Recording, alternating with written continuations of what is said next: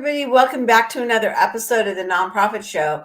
I have one of my faves of all time coming on to the show this morning, Dana Scurlock, Director of Recruitment for Staffing Boutique. Dana, I was telling you in the green room, I feel like you're the canary in the coal mine in that you see things first that have such major impacts across our sector, not just labor, but that really wow, have such a change. So now I'm going to start calling you Madam Scurlock because of your crystal ball and your My psychic fortune. abilities. Yeah. So we're going to be talking about a really interesting topic that if we had this conversation 2 weeks, 4 weeks, 6 weeks ago, each time it would have been different. And so it's fascinating to me. We're going to be talking about, nonprofit labor and this rattled economy that is changing minute by minute.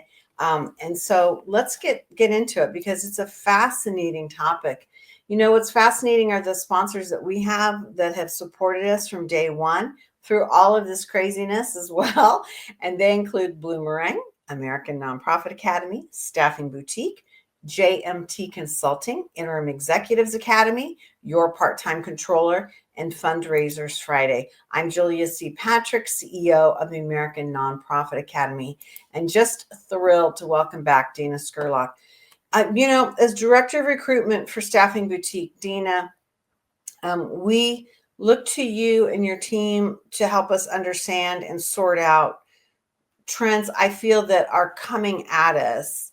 And so this is a really interesting thing because I feel like you all, as I said in the opening, see things before any of us do. And I do you feel that way too? I definitely do to a degree. And I think the reason being is because we're working as a firm with multiple organizations at once, we're also kind of seeing what's going on with all of them concurrently. Like if it was something that was happening in January and then another organization has the same thing happening in March, I may not be able to draw the same conclusion because it's different time periods. But when I see, let's say, 3 or 4 disparate organizations having the same issue all in January or all in March, then I can, I think I'm better able to draw like a conclusion from that.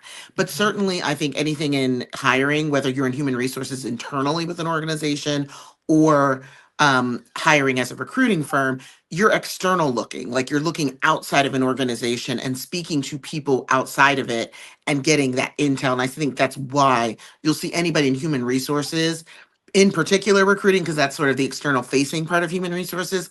That's why you see us seeing it first, is because we're out in the job market.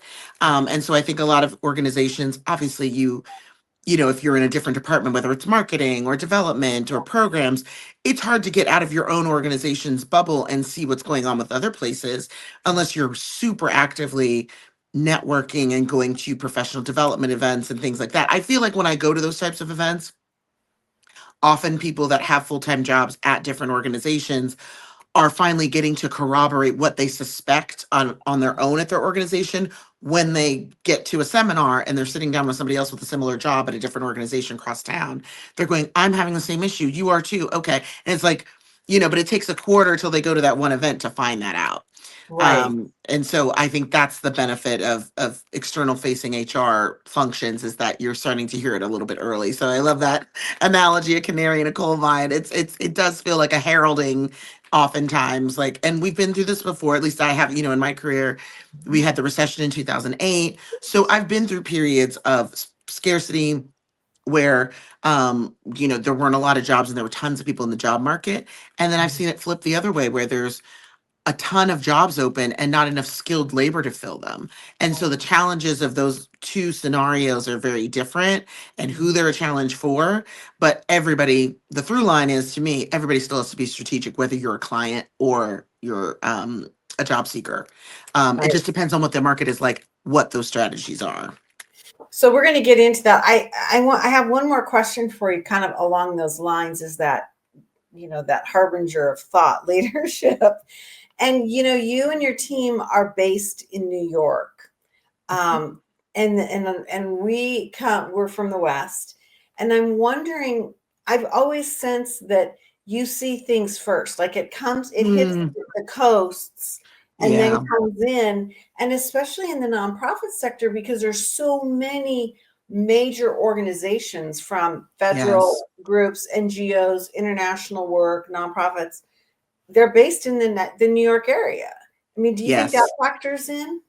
You know what? That's a great point that you make. I do think, and I hate to toe this line of being sort of like a coastal, we get things first and we know everything first and we're the first in the culture. And I hate to get into that because I'm from Ohio originally. So I don't view the Midwest as some sort of, some like backwards, society or something the way. So I Yeah. hate to toe that line, but I do think you make a great point that oftentimes in the markets that have a higher concentration of nonprofits. So I'm going to throw New York in there, of course, DC, so many NGOs and government Yeah. funded organizations that are there. Next, you're looking as we go across the country, like Chicago, then you go across and you're hitting LA, San Francisco, where there's Seattle, where there's more pockets of nonprofits. I think you're Mhm. so right that on the coast, you're going to start to see those immediate changes. And especially we're only 3 hours from DC. So when they lay out a change, or if Doge goes in and lays off all of USAID, New York, we immediately feel it because not only are we close to DC, but we also have a lot of people working for those types of organizations in New York, like International Rescue Committee, Women's Refugee Commission. The major international groups are the UN, of course, is here. So that, like, the major international groups are here. And so, for example, when that happened a few weeks ago and Doge went in and eviscerated USAID, Mhm. I got calls almost immediately and emails from candidates that were looking for work. They suddenly, had worked there for 10 years, or, they thought they had job stability, and suddenly they're, not just being told they're going to be laid off in a few months, but they were laid off immediately. Mhm. So that said, you've got a lot of people that are just flooding the job market from entire divisions of the government or other organizations that are affected, not only the departments within the government, but also if you're funded by USAID, Mhm. you now have to lay off staff. A lot of them have had to lay off staff or restructure financially because major funding that they're used to getting every year is Gone. completely gone Yeah. immediately. And the fiscal year for nonprofits is June 30th. So they're staring down the barrel of a new budget, not in the next 12 months, in the next 6 months, and at this point, only 2 months away. Mhm. So that's what we were talking off camera about, the idea of a rattled economy. I just think that's like the perfect word that you came up with for the title, because it's rattling. It's rattling to us to hear these things from candidates out there in the market. It's rattling for these organizations who obviously their first priority is to their constituents that they're helping, Mhm. and they're going to want to do whatever it takes to stay open to be able to serve those people. Yeah. And so it's just an incredibly tricky time, because in addition to the people who are, out of a job that are being put out into the market, you have the people that already were in the market. So you've now got people that are competing with government workers with extensive experience, and, who also probably often have benefits such as being able to go back to school and finish their masters and get tuition reimbursement and things that, benefits as they should, for working for the government that you have access to. Well, that makes them very competitive candidates for some Yeah. of these jobs that are out here that are outside of government. And so if you're an average worker that's just out there, working for different organizations, I also can see there's going to be a little bit of nervousness around how can I compete with these highly skilled, people coming out of these major, departments of the government that are very well known. It's just going to be very attractive to employers. How do I compete with that? I think it's going to be a difficult time for a job seeker in the coming months, is ultimately what if you want to give my overall prediction. And this we saw during 2008, where there were just so few jobs and so many people looking to fill them, and that there were massive layoffs. I hate to predict anything similar to 2008 because obviously that was a tough time for everyone.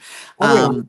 But that's what it really sort of is. But it's in a different way. It's not even because of the economy. It's because of Right. governmental actions. So it's very interesting because the recession is not the result of the overall economy tanking. So it's due to something else, but it's giving similar signs of that, Mhm. which again, with hiring, immediately what you're seeing is how many jobs there are and how many people there are out there. Mhm. And so for a while it's been, like the past couple of years, it's been more of the mantra of there's a lot of jobs out there that require very specific skills, and there's not enough people, candidates Right. in the market that actually have those specific skills. There's a lot of people with entry level, there's a lot of people with mid level skills or experience. But as far as like some of the really specialized things, even like IT and some of those other fields, they have to outsource out of the country to get workers. It's that kind of thing. There's not enough skilled workers for these positions. I think we're kind of starting to see it's going to start dwindling down, is that there's just going to be fewer and fewer jobs for how many people there are in the job market. But you said something earlier about, especially people coming out of government work, Mhm. has it encouraged people to graduate early, retire early and Yeah. leave the organization, or the since the department's being shut down anyway, or the funding's lost, maybe I Mhm. should just go ahead, and people are on the cusp, maybe they'll decide to do that. I don't really speak to a lot of people if they're like going to retire. I don't hear from them because they are not Right. looking to get hired. Right. But I do think that that's an interesting point, is that another part of this is, there's going to now be people, the unemployment rate is going to rise if people are Yeah. being sort of forced to retire, which gives an image that the economy is less stable, which also affects, Mhm. how we look at the economy, and what predictions and how the economy does is so based on speculation. Mhm. So, I'm not an economist, but, obviously a lot of it is based on like how people feel the market is doing. And so hearing about the unemployment rise also helps perpetuate Mhm. this idea of funding dwindling, and organizations being rattled enough to have to make these really difficult decisions. And so I'm really empathetic to particularly organizations that were funded by USAID and other programs that have been shut down. But the trickle down effect is enormous to other organizations, even it's an ecosystem. So once affect one, you know, you really do affect other ones in the same vein, the other organizations that are in the same vein, or maybe ones of this different mission but same budget size. So it's a very precarious time, I think, for nonprofits, unfortunately. Well, I think it's the things that you don't see but that you spend. So it's everything from rent to office supplies to office furniture to technology to the consultants that are brought in to work on certain projects. I mean, all the way through to venue spaces that would generally work with these organizations on fundraising events. I mean, Mm, we could go on and on and on, and that's part of this conversation of being rattled. So now that you've helped paint the picture of where we are, and kind of, it's not just one department or one organization, that it has mhm. its tentacles that start to bleed Yeah. through. Talk to us about being strategic in a competitive market. Like, if you are all of a sudden you've lost your job, or you're looking for a job, or maybe you're even sensing that things are going to be changing, Yeah. what are some of those things that you can do to kind of arm yourself, if you will, so that you are going to be in a better place for navigating a job change? Yeah, I feel for people that are in the midst of an unexpected job change, that can cause, it's one of the most stressful things that people go through. It's like death, divorce, changing Yeah. jobs, relocating. Like I just don't want to skate over how, difficult it is sometimes going out into the job market. And if you're a candidate that's more mature and you've had the same job for a long time, it's like, oh my gosh, I thought I was done interviewing. I didn't want to have to go through that process again, because it can be so nerve-wracking, Right. and difficult, and you face a lot of rejection, and that's really hard. And so being strategic, I think, is going to be key to making sure that, if you're finding yourself in the job market again unexpectedly, or potentially going to find yourself in the job market. So I think that that comes down to a few things. Number one, obviously getting your materials in order. And by materials, I'm saying your CV or resume needs Okay. to be absolutely up to date, so that as you're sending it out, people know it. Like if your job ended last week, put on it that it's ended. Don't leave to present, and then when somebody's calling you about the information, what you're saying is different than what they're seeing on the page. I talk to a lot of people like that, which I Interesting. think some of it is that they just aren't updating their resume. They're kind of using the one they have on file for themselves, Mhm. and not making sure that they're going through each job and like adding things that might make sense in this job market, or going back and really reviewing your resume for your current job's, description. Maybe you've gotten an extra project in the past year, and the last time you updated it was a year ago, and rather than putting in the new information, you're just sending it out as is. Mhm. You can shoot yourself in the foot that way because there might be pertinent information that's more recent that you're just, I think a lot of people sometimes it's just not their Yeah. favorite thing to do to sit and like adjust their resume. So they like loathe doing it and don't end up doing it and think that their experience should sort of speak for itself. But unfortunately, the competition, I think, in these high level jobs is going to be high. Yeah. And so, how you can really stand out is really making sure that your resume is tailored to the jobs that you're submitting to. Mhm. So, what I get a lot of is a lot of responses to job postings that I have, and they'll have a pertinent background. But when I speak to them further, I'll see that they have left off a lot of things that to me are kind of no brainers of like, this job description says it wants, strategic planning. You're telling me you did that, but strategic planning isn't on your resume. So you're lucky I called you, but I'm also a recruiter with a firm that I have time to call people all day, and talk to them about their job search. That's what we do for a living. Your average hiring manager at an organization does not have time to call people that are not absolutely perfect for the job. And so you may not be hearing back from them. You're hearing from me, but you may not be hearing back from the direct applications you're giving. So strategies in terms of making sure your resume is up to date and that it's tailored to the jobs that you're really submitting to, Mhm. and updating your materials on LinkedIn. Making sure that that's up to date. If you have a website, if you're graphic designer or something where you have a Mhm. portfolio or a writer, getting a website site up. They're very, especially in this day and age, it's really cheap to put material up. Yeah. You Yeah. know, get it up there so that you can send supplemental materials to Mhm. hiring managers so that if your friends recommending you, they're attaching not only your resume but also a link to your LinkedIn that has all of your materials, and then they also have a website. Like those are the kinds of things you can do to really stand out. And what I Mhm. would say is that for anybody seeking a job in any type of economy, 5 tailored cover letters and resumes that are really thought out and really tailored are better than 20 where you're just kind of spamming what you have and it's like cut and paste name and date into the cover letter, cut and paste, information, and it's, not, the hiring manager can tell this is one of a million applications that you sent. Right. Right. So how are they supposed to get the gist that you're really passionate about their job, which especially for a Mhm. lot of nonprofit positions is crucial. They want to know that you are specifically interested in their mission and why. And so if I'm getting a general cover letter where like, I'm interested in working for a nonprofit Mhm. because, I like to do good things for other people, is so generic that it doesn't make a dent. And then you talk to people and they go, oh, I've been in the job market for 6 months and it's just so hard out there. Yeah. Some of it is it's hard because you're not being strategic about the way that you're job searching. Yeah. So especially heading into an even more difficult time with finding a position, those things I think are going to be crucial. So it's interesting that you're giving advice that really is a best practice no matter where we are. Yeah. But at this point in time, it becomes even more important because of this competitive set. Hmm. So I find that really fascinating.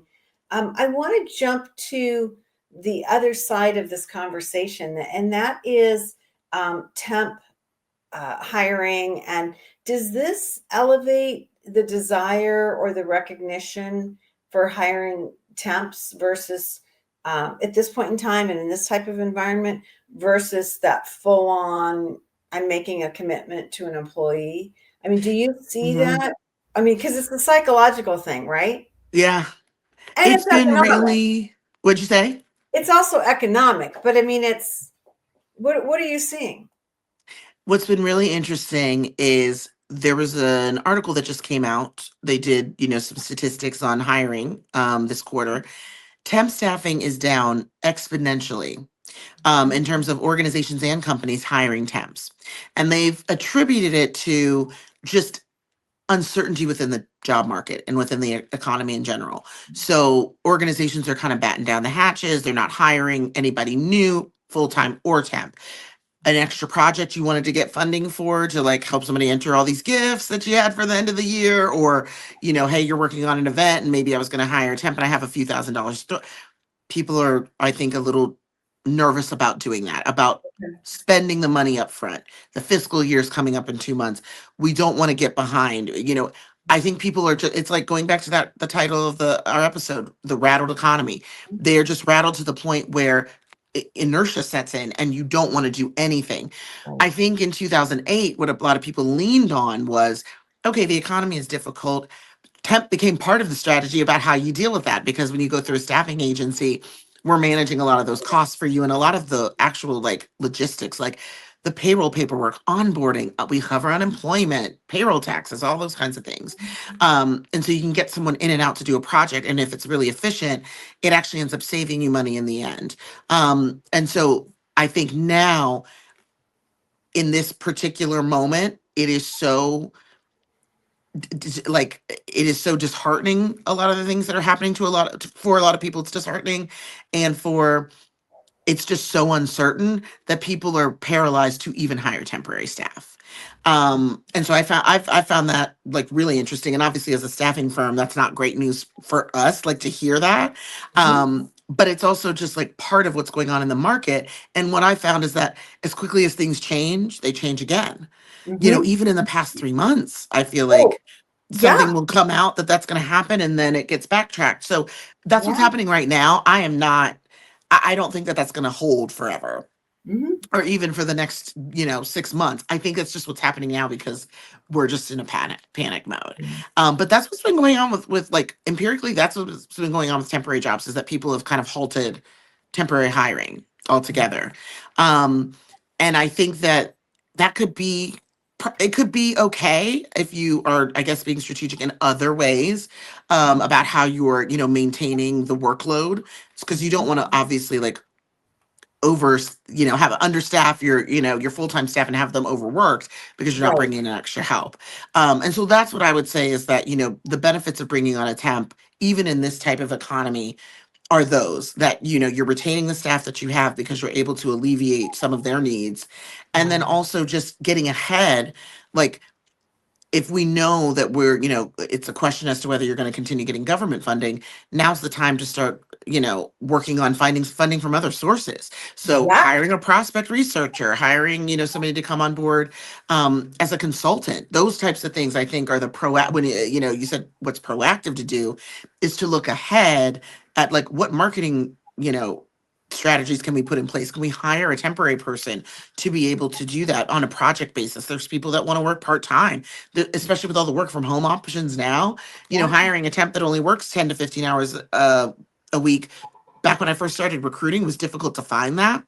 Yeah. Now it's easy to find people that are willing to do that because they have other jobs, they have other freelancers that they're working with, and so they're able to and people can work from home and do it very simply. So that's what I would say, is thinking about not so much like the money being spent if you hire a temp, but thinking about how it is a proactive strategy to moving forward, especially as we move into, if you have any budget left over, before the fiscal year ends up, there's a lot of projects that could be good and lead to more funding down the line. Right. That would be like you're spending money up front, but then it's like the investment is worth it. I think that that's what we're going to see in the next quarter. But I think that everyone is just, they're reacting to what they're being given. And if they're being given extreme things, they're reacting extremely. And so Right. that's why we're seeing these like quick downturns in hiring. And there's a lot of overall hiring freezes at a lot of organizations. And Oh, then, yeah. temp hiring is down. But then there's more people in the job market because there's people being laid off. So it's definitely a tumultuous time. So I said it, I kind of teased you at the front of the show, at the start of the show, called you, Madam Scurlock, because I do feel like you are that. You're in just such a really rare environment, Mm, physically, mentally, time spent. I mean, all of the things that Staffing Boutique has going on for itself. So I'm going to ask you to kind of get out your crystal ball and polish it up and ask even more of a deeper question. And that is, we're not all blessed like me to be able to call up Dana Skirlock and I email you and I don't know, sister, you must never sleep because you're right back at it. But if I had a I'm a question, night owl. well, I mean, it's really crazy because if I had a question, a fear, a concern, and I've done this in the past, I've emailed you and I get this response. Not all of us are that blessed. So, Mm. what would you advise our nonprofit leaders to be doing? Like, what should we be looking at so that we can help to understand some of these nuances and help reduce our fear, be more strategic, and just overall be smarter?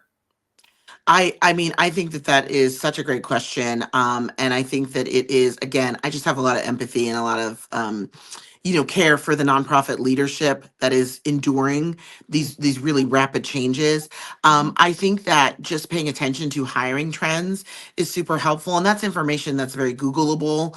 And I know it's like tacking on something else to do on top of your job to run this organization and manage all the staff and whatnot. But I also think speaking to your contemporaries and your fellow leaders, even if it's within other organizations. So, like picking up the phone, getting on LinkedIn and connecting with people of your title at other organizations and saying, hey, I just want to connect with you to Mhm. talk to you about what's going on in the market. Like, let's go have coffee, let's have lunch, or let's have like a quick call.